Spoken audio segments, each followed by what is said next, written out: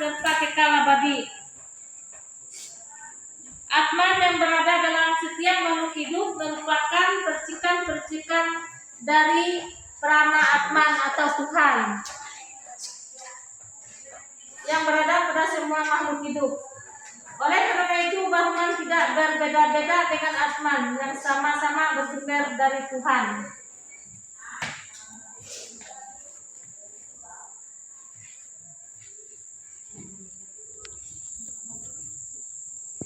Nah, itu adalah makhluk Atman yang berada dalam setiap makhluk hidup merupakan percikan terkecil dari para Atman atau Tuhan.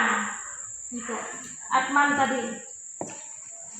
Atman yang berada dalam setiap makhluk hidup merupakan percikan-percikan terkecil dari Tuhan. Ya. Makhluk hidup itu hewan, binatang, ataupun manusia. Sifat-sifat Atman, silakan. Sifat Atman diantaranya adalah dia tak terlukai oleh senjata, Adya tak terbakar oleh api, Abdel dia tak terkeringkan oleh angin, Acesya tak terbasahkan oleh air, Matya abadi, Sarwagata di mana-mana ada, Setyanu tak berpindah-pindah, Acala tak bergerak, Yakta tak dilahirkan. Ya, itu adalah sifat-sifat dari Atman.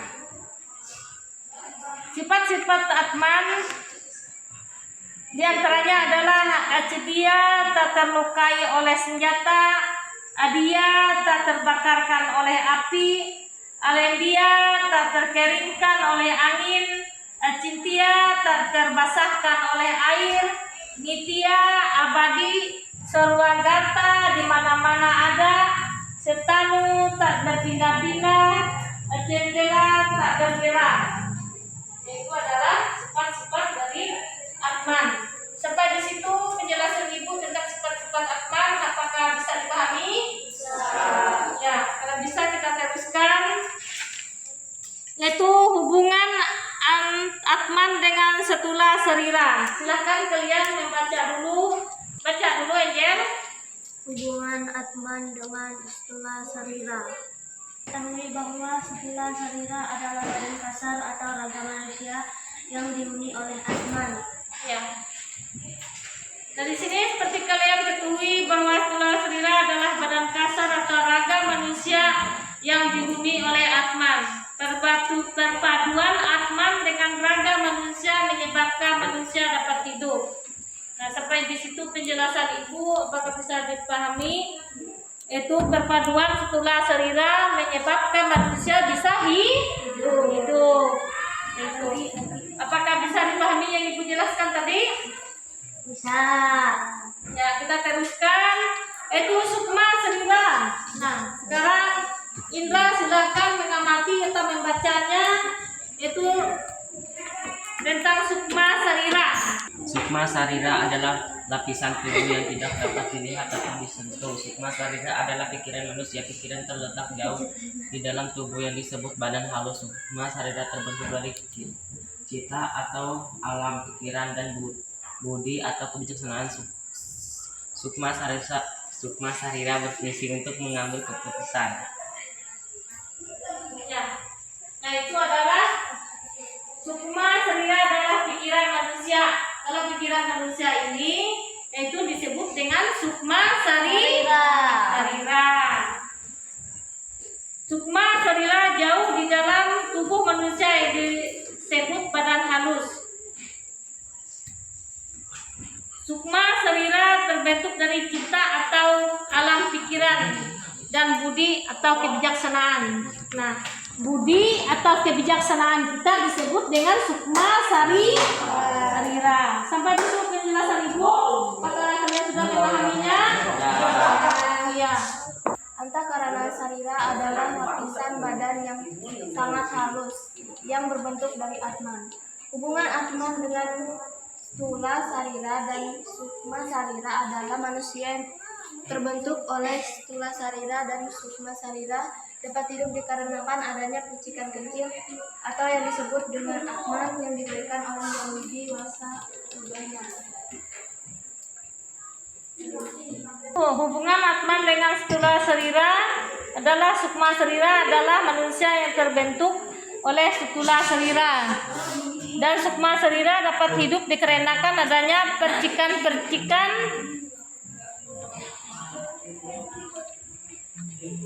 yang disebut dengan Atman yang diberikan oleh Yang Widi. Semua indria yang ada pada manusia tidak dapat dikerjakan bila tidak ada Atman. Nah, itulah.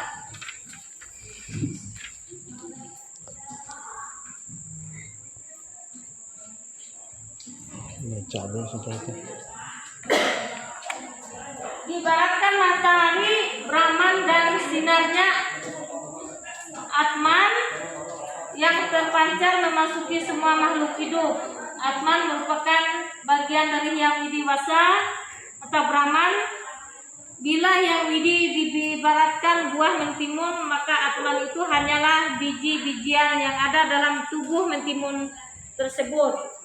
Nah, kita sama-sama menyimpulkan itu materi tadi. Yuk, Aat, kita sama-sama menyimpulnya. Yuk. 1.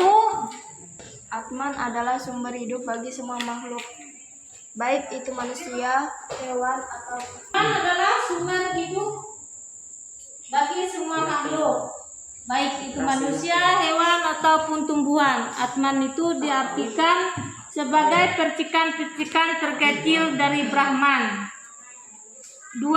Brahman sebagai sumber Atman.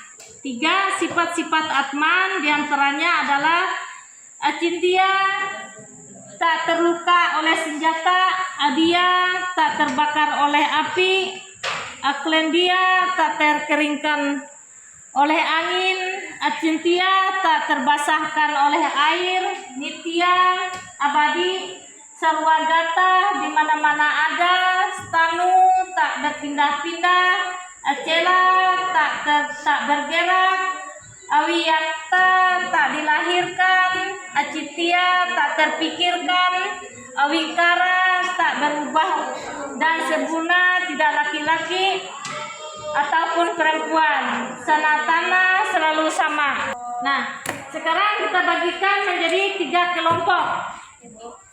Itu kelompok 1, kelompok 2, dan kelompok 3.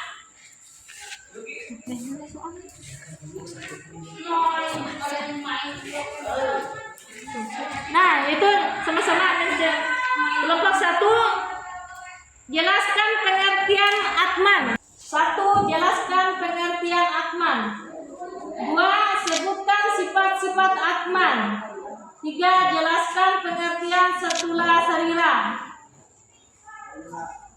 4. Jelaskan pengertian sukma sarira. Silakan menjawab, diberi waktu 10 menit. Silakan kelompok 1 maju ke depan untuk persentasenya. perkenalkan kami dari kelompok 1.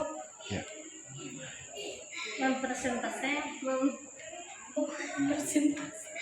Atman adalah sumber hidup bagi semua makhluk. Silakan duduk, tepuk tangan. Ya, kelompok 2.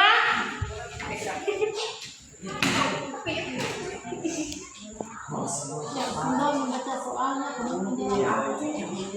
Silakan memperkenalkan diri dulu. Kami dari kelompok 2. Kami dari kelompok 2 mempresentasikan Kerja kelompok kami. Kerja kelompok kami. kerja kelompok kami. Ya. Satu orang membaca soalnya.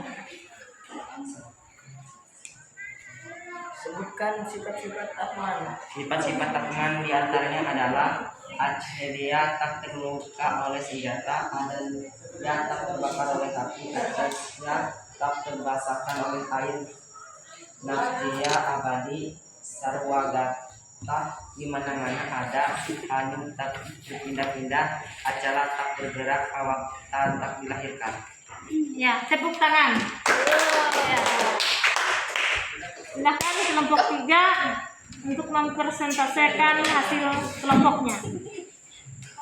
Tapi bohong.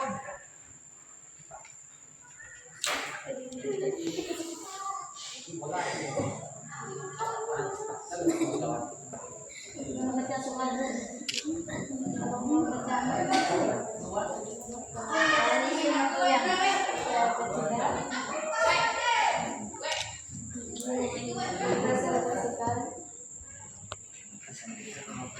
Perkenalkan kami dari kelompok 3 ini mempresentasikan hasil dari kelompok kami menjawab soal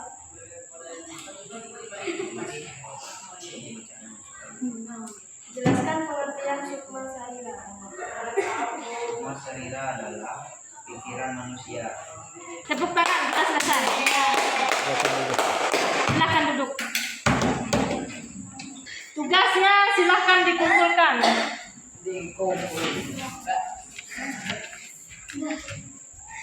Ibu ingin mengatakan refleksi. Apakah pelajaran hari ini menyenangkan?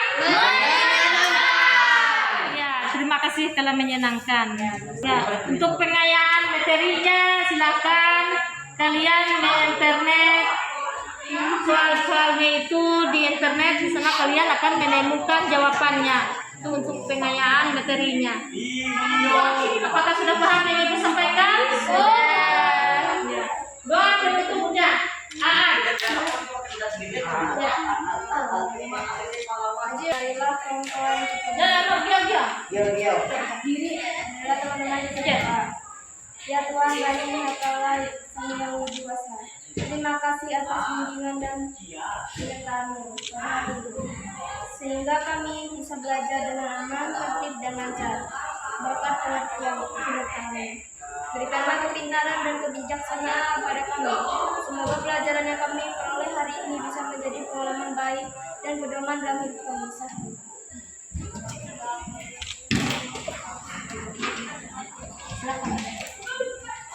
Nah, berhubung waktunya sudah sampai, itu sekian, terima kasih Ibu.